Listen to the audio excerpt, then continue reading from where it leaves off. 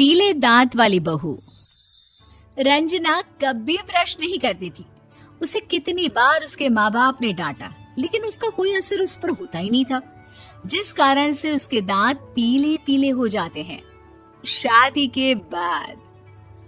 अरे बहू, वैसे तो तुझ में कोई कमी नहीं है, पर तेरे दांत इतने पीले कैसे हैं बेटा? कैसे मतलब? कोई सर्जरी थोड़ी ना कराई है। वो तो क्या नाम, मैं ब्रश नहीं करती थी तो पीले हो गए। अब क्या करूं?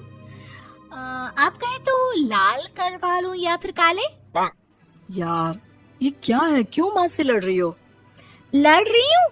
अरे मैं लड़ रही हूँ या ये बोल रही है कि दांत पीले हैं, पीले। अरे तपस्या थोड़ी ना की है इन्हें पीले करने के लिए। बकायदा ब्रश नहीं किया है 20 साल तक, तब जाकर। छी, कैसी बात कर रही हो? ये उस वक्त तो पीले नहीं थे जब हम लोग तुम्हें देखने आए थे। अरे तब साफ करवा लिया होगा डेंटिस्ट के पास जाकर। अब देखो कैसे पीले पीले लग रहे हैं। रंजना सास की तरफ गुस्से से देखती है। फिर शुरू हो गई पीले पीले पीले।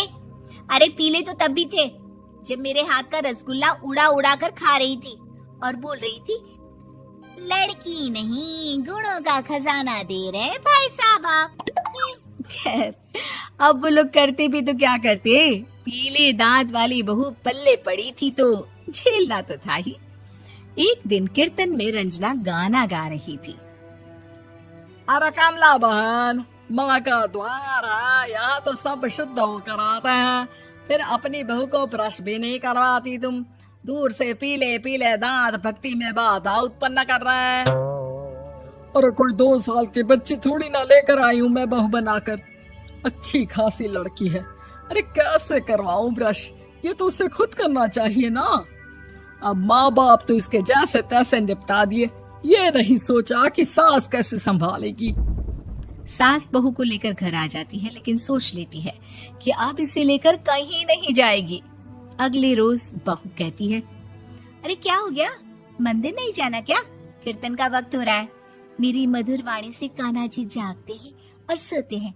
आप तो जानती है ना उनकी भक्ति में कितना मन लगता है मेरा।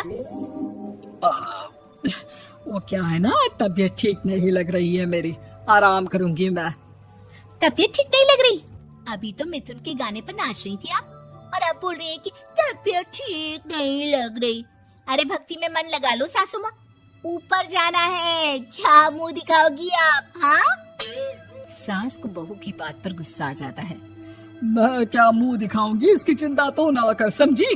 अपने मुंह की चिंता कर, जो ये पीले पीले दांत लेकर हर जगह पहुंच जाती है। पता है लोग कितना मजाक बनाते हैं। ना जी ना, मैं नहीं जाना कहीं तेरे साथ। तो ये बात है। कोई ना, मत जाओ, मैं अपने कमरे में ही बैठकर भक्ति कर लूंगी। ऊपर वाला दांत थोड़ी ना देखता है, मन देखता है, भावना देखता है। और अरे बस बस, तू सब कुछ दिखा, बस ये सफेद चमकदार दांत ना दिखाना किसी को, है? जा यहाँ से।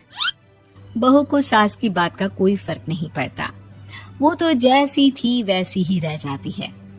सुबह नहाकर किचन में खाना बनाना, फिर खाना खाना, कीर्तन भजन करना और सो जाना। एक दिन, माँ जी मैं सहेली के घर जा रही हूँ, शाम को लेट आऊंगी। हाँ हाँ तो जाना, मैंने कौन सा तेरी आरती करनी है घर पर बैठकर। रंजना सहेली के घर जाती है, जहाँ वो पार्टी में जाने की तैयारी कर रही होती है। अरे शिखा, कहाँ जाने की तैयारी कर रही है? मैं गलत वक्त पर आ गई क्या? अरे नहीं यार, उल्टा सही वक्त पर आई है। मैंने ये साड़ी और ज्वेलरी निकाली है यार, शाम को इनके ऑफिस की एक पार्टी में जाना है। बताना कैसा लग रहा है ये सब? नहीं यार, इस ड्रेस के साथ तो वो वाली ज्वेलरी अच्छी लगेगी। हाँ हाँ सही बोल रही है, मैंने ध्यान ही नहीं दिया। वैसे तो हमेशा से मस्त फैशन सेंस रखती है। तो बड़ा जाती होगी ना पति के साथ पार्टी में। रंजना कुछ नहीं बोलती, बस सोचती है कि यार काश ये बात सही हो जाती, पर मैं क्यों नहीं जाती पार्टी में? क्या इन लोगों की कोई पार्टी होती नहीं होगी? रंजना घर आती है और रात में पति से सवाल करती है, एक बात बताइए, आप मुझे किसी पार्टी में क्यों नहीं ले जाते?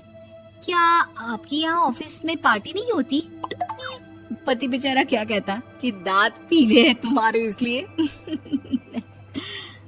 अरे कोई पार्टी होती नहीं हम लोगों के ऑफिस में, तो कहाँ से लेकर जाऊं?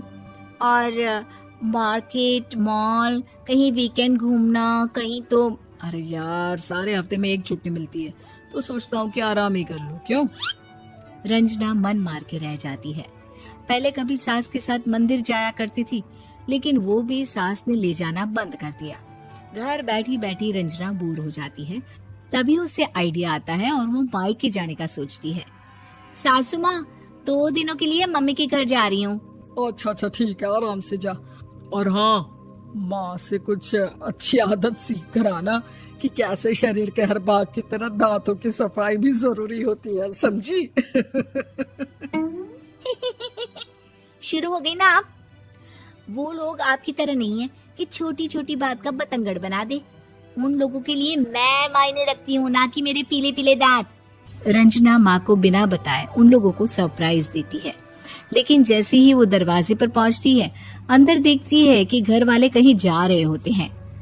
अब माँ, काश रंजना दीदी के दांतों वाली प्रॉब्लम नहीं होती, तो वो भी हम लोगों के साथ चलती ना बुआ जी की बेटी की शादी में।